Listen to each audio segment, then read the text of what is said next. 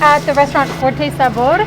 They've prepared 800 meals for World Central Kitchen, and we're taking all of these meals to the community around Itabuna that was impacted by the heavy rainfall and flooding.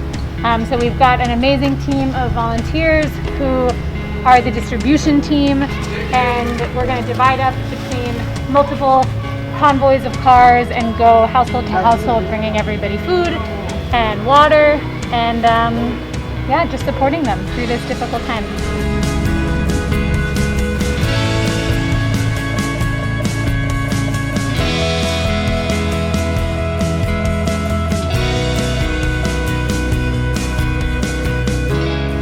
A casa da gente desceu.